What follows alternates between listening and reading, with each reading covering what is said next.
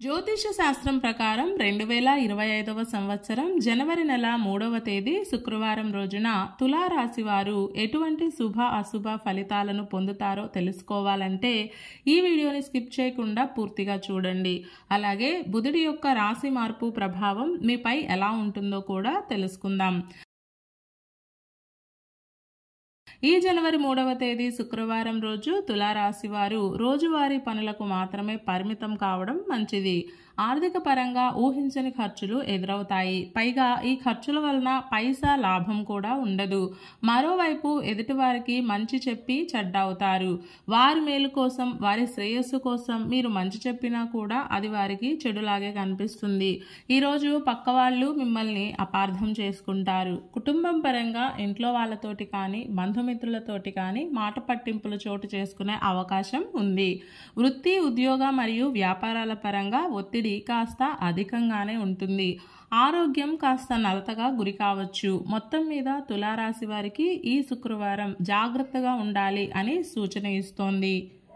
బుధుడి యొక్క రాశి మార్పు కారణంగా తులారాశి వారు ఏదో తెలియని అధైర్యంతో ఉంటారు.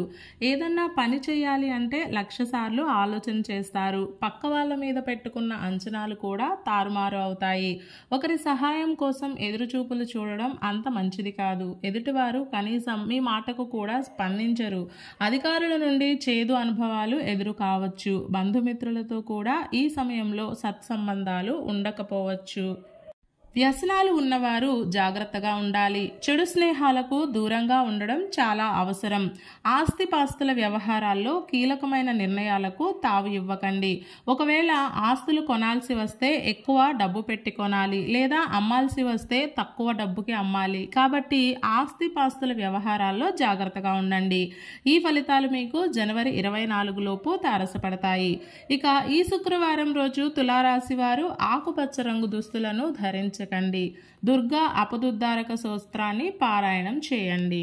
ఈ శుక్రవారం రోజున ఉన్నటువంటి దివ్యమైన తిథి చతుర్థి. నక్షత్రం ధనిష్ట నక్షత్రం. రాహుకాలం ఉదయం 10:30 నుండి 12 వరకు. యమగండం మధ్యాహ్నం 3 గంటల నుండి 4:30 వరకు. అలాగే ఈ రోజు యొక్క శుభ సమయాలు మధ్యాహ్నం 1:50 నుండి 2:50 వరకు. ఈ రోజు యొక్క పంచాంగం ప్రకారం రోజువారీ సాధారణ కార్యక్రమాలకు మాత్రమే కాలం అనుకూలంగా ఉంది. ఈ రోజంతా శుభప్రదంగా సాగడానికి, అన్ని పనులు సక్రమంగా పూర్తి కావడానికి, అలాగే విజయం పొందడానికి ఉదయం వేళ గణపతి సహస్రనామ స్తోత్రం పారాయణ చేసి వినాయక స్వామి వారికి బెల్లం ముక్కను నైవేద్యంగా సమర్పించి ఆ తరువాత దినచర్యను ప్రారంభం చేయండి. ఇలా చేస్తే అంతా శుభమే కలుగుతుంది. ఈ శుక్రవారం రోజు చతుర్థి గడియలు వచ్చాయి కాబట్టి మనమంతా వినాయక స్వామి వారికి యథాశక్తిగా ఆరాధన చేయాలి. బ్రాహ్మణులకు మీ యథాశక్తి దక్షిణ తాంబూలం ఇచ్చి మీకు తోచినంత ధనం దానం చేయాలి. ఇలా చేస్తే మీ సిరి సంపదలు పెరుగుతాయి. ఈ శుక్రవారం రోజు మనమంతా ఓం విఘ్నేశ్వరాయ నమః అనే మంత్రాన్ని పదే పదే జపిస్తూ ఉండాలి.